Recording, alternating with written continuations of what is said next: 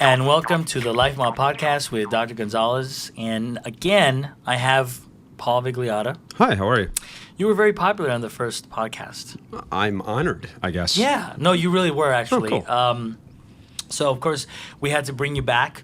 I think when we did our first podcast a couple of weeks ago, we were gonna try to get into the human design and running. Yes. And how running's not really a part of our human design. Correct. So I think we'll start there, but I just a little bit of background here. Paul is a trainer at our Jersey City office, the big, very popular base gym, and you know LifeMod has an office in that big gym on the second floor. Right. And so we met there. Today we're coming to you live from our New York City office on 24 West 57th, just south of Central Park. It's very pretty. Very pretty, and we are actually warming up finally. Thankfully. Yeah, today is April 10th, 2015, and I think 2 weeks ago when we talked, the temperature was 7 degrees. Something like that, yeah. We're hitting 60 today, I think. know. I'm very excited. Yes. So for those of you who are not in the Northeast region, in the New York region, this winter has been brutal, the winter of 2014, 2015.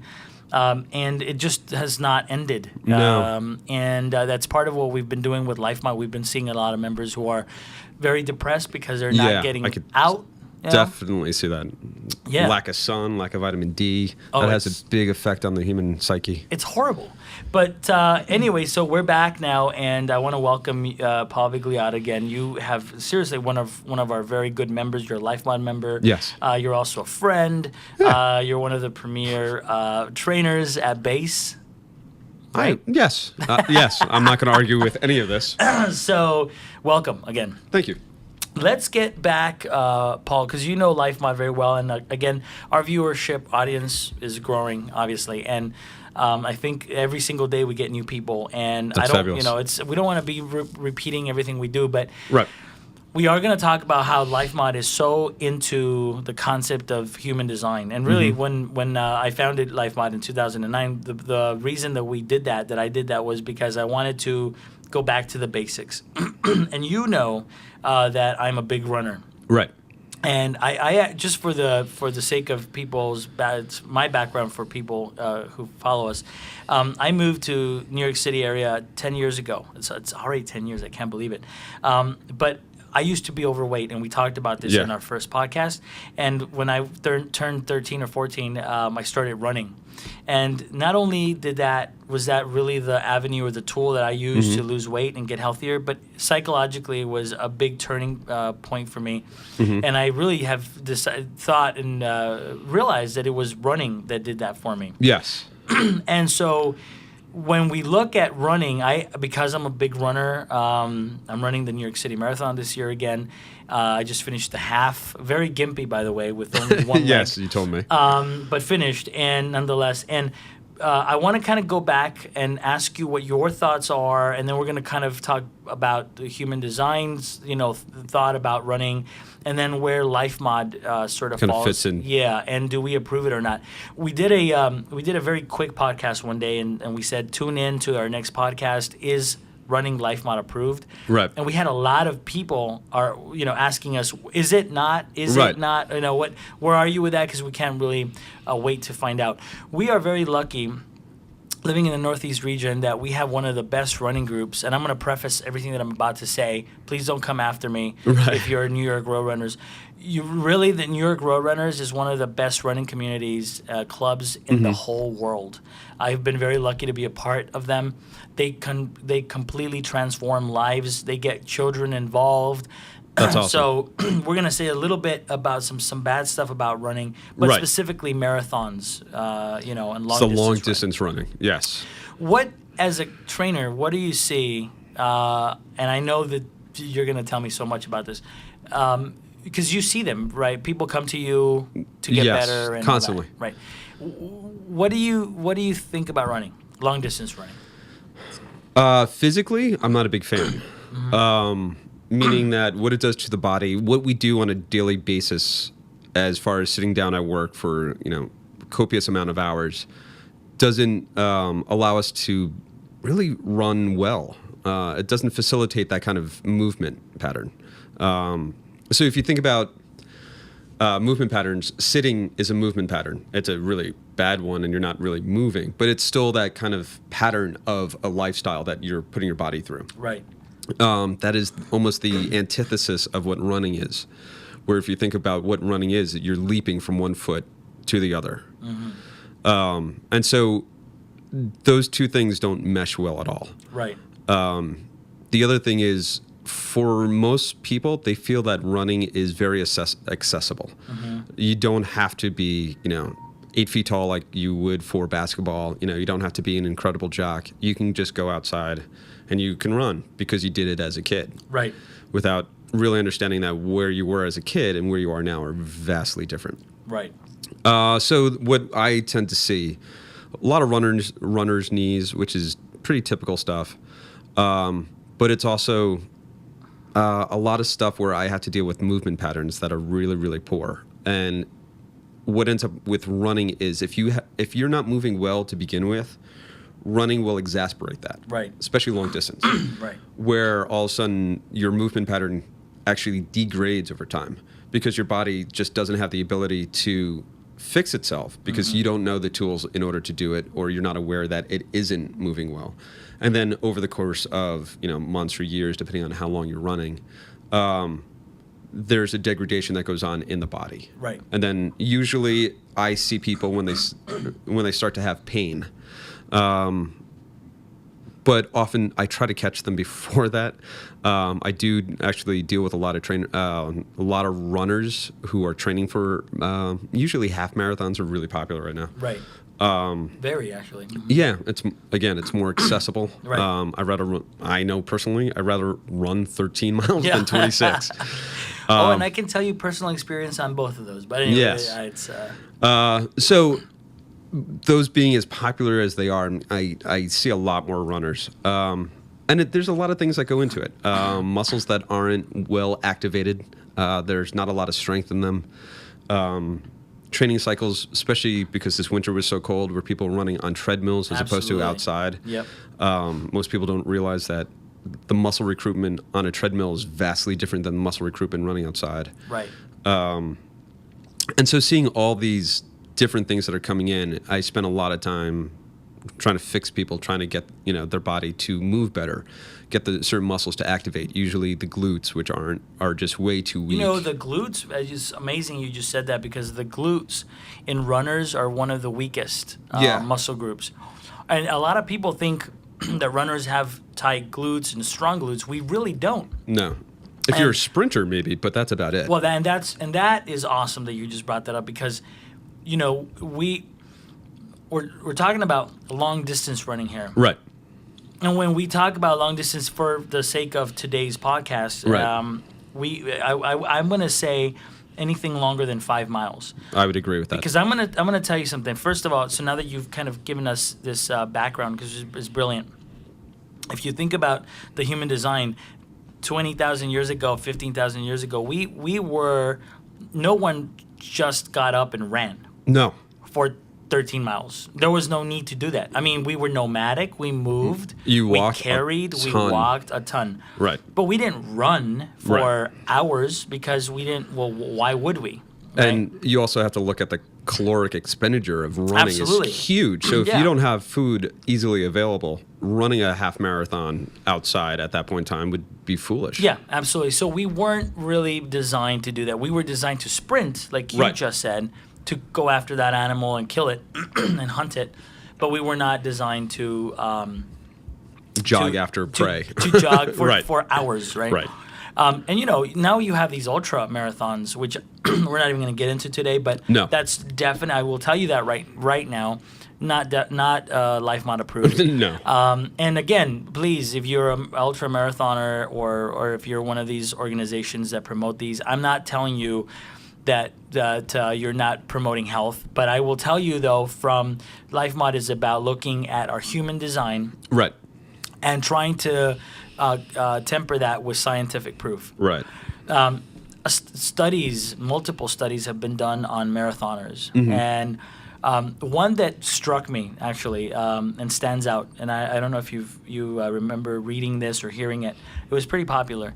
They ended up studying marathoners, and by the way, that's our we're live, so that is our phone that's ringing, and that's okay because that's what happens when you're live. But they did they took blood from marathoners before a race, Right. during a race, and then after. And this was a marathon, full marathon, so it was 26 miles.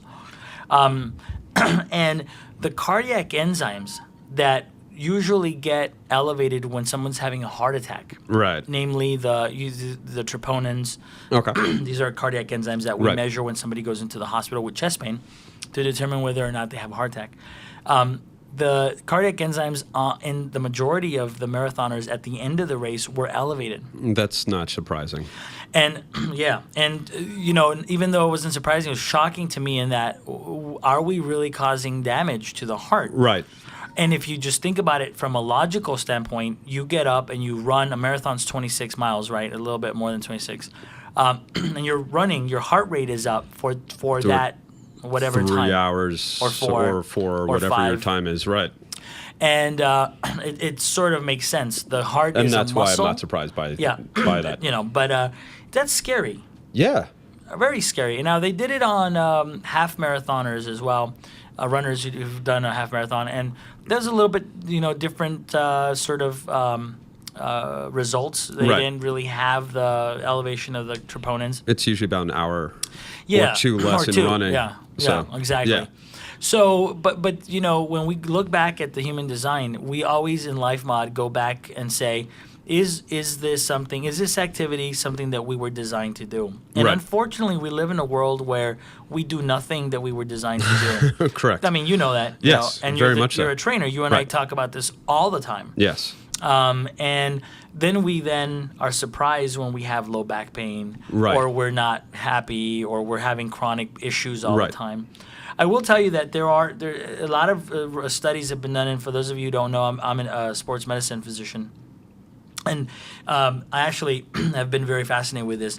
There's really no correlation with knee arthritis and runners, long distance runners. Right. The thought was that obviously you're running all the time, and so you're degrading cartilage.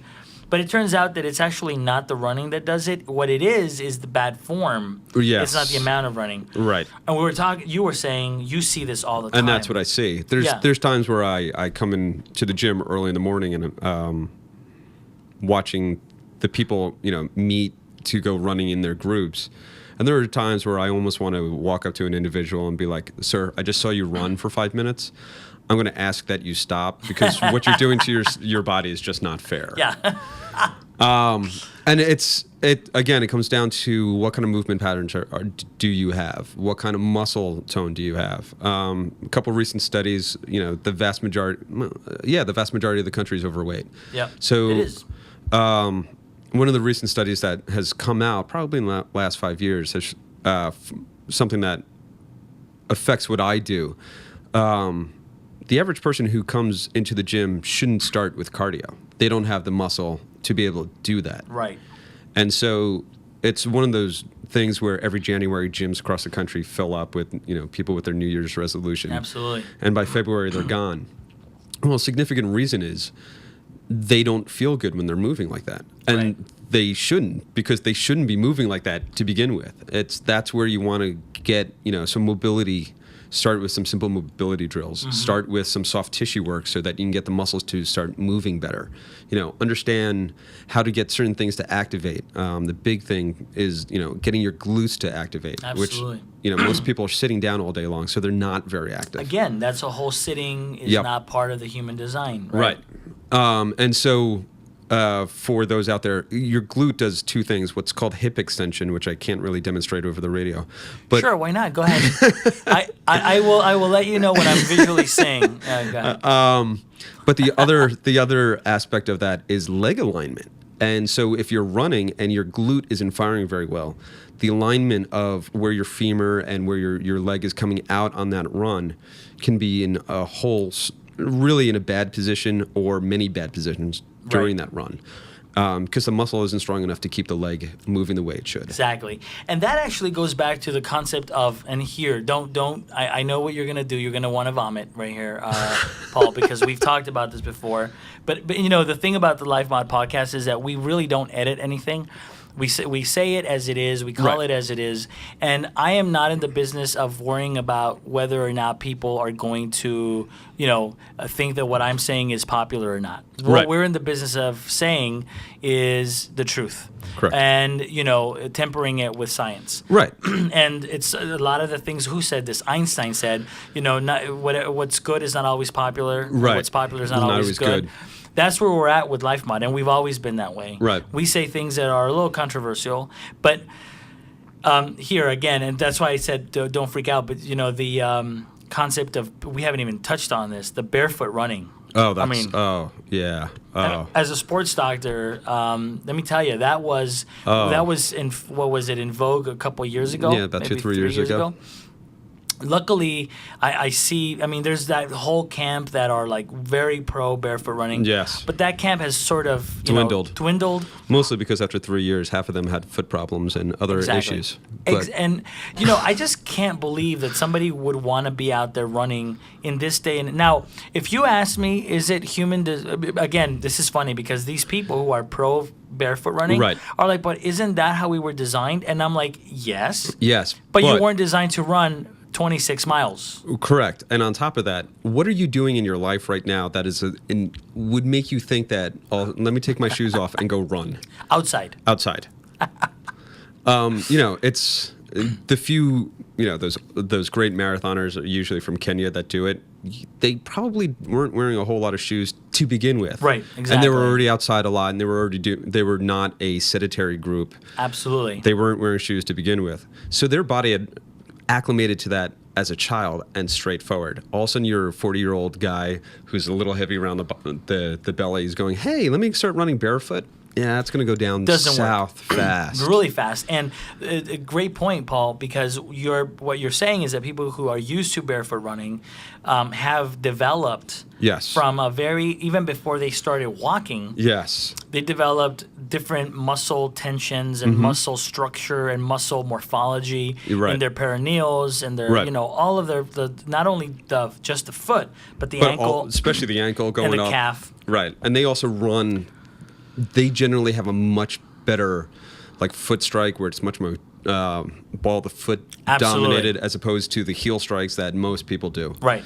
And so their whole system of shock absorption is completely different. Oh, absolutely. And you cannot go from running with shoes and just take them off and run barefoot and think, oh, yeah, this is going to be great. No, absolutely. And part of what we do at Life Mod and as a sports doctor, I always, again, you have to remember, guys, everyone who's listening to us, I'm a runner. Right. So I'm not talking, I'm not, there's that whole other concept of runners' philosophy and psyche, right? Yes. You get that high and you get bit by that bug, and I will never stop running. And I get that. That's just the way running is. Right. And what I want to do with people who join Life Mod, for example, or those of you who are listening out there who are thinking about taking up a running program, cardiovascularly, running is fantastic. Yes. The benefits that you get from jogging and running are unbelievable. Not only are they, obviously medical benefits like, decreasing your blood pressure, lowering your cholesterol, increasing your good cholesterol, all those amazing things. But you also, from a psychological aspect, runners tend to be, have a better mood usually and tend to be happier than a lot of other cyclical athletes. Yep. So I'm not dissing running. It's just that I think that it's not part of our human design to long distance run and to do things like barefoot running and stuff like that. It's amazing how people have no idea and concept about how form is so important when you run. Right. And what I would say is there's a responsibility to the runner to understand how their body is moving and put their body in the best position it can before they start doing the runs. Right. And that doesn't mean like, stretching and then just go for a 3-mile run and then slowly build up to, your half marathon. It means to start building some muscle, start understanding how your body is moving, figure out what's wrong with the movement pattern so that you can begin to fix that. So what you're doing then is minimizing the amount of damage that's going to happen, and then slowly, prep your body so that it can then start to go and at least move the best way it can. Absolutely. And minimize risk of injury. And that's one of the things that most people just don't seem to get with running. They just start and then they just go. Yeah. It's the accessibility again of it. I can just go outside and run whenever I want. Because it's easy. Right. Look, we're going to actually leave it at that. I am so excited. For those of you who are in the Northeast region and you want to actually start running or you want to get into running or want to learn more about what we were talking here, one is www.lifemod.com. But, we have Paul Vigilotta, our guy here today, who actually can talk to you. Yeah. If you'd like to come and see him, again, he is a trainer at Base Gym at 60 Columbus Drive in Jersey City. So if you want to get a hold of him, you can call LifeMod 1-855-710-5433, or you could just call Base Gym directly. I don't know the number. Go ahead. It's 201-332-2866. Perfect. And that's the number for Base Gym. And I am promoting them because they've been fantastic with us. We have a great relationship. And Paul would be perfect, actually, to look at you, to see your form. We'll put you on the treadmill. We'll do a gait analysis here. Yeah, that's a game changer as far as running goes. Absolutely. So thanks again for joining us, guys, and look forward to listening to you on our next episode of the Life Mod podcast with Dr. Gonzalez. And as we say here, Victim Vestri Vita, which is conquer your life. That's Thanks, right. Paul. You got it.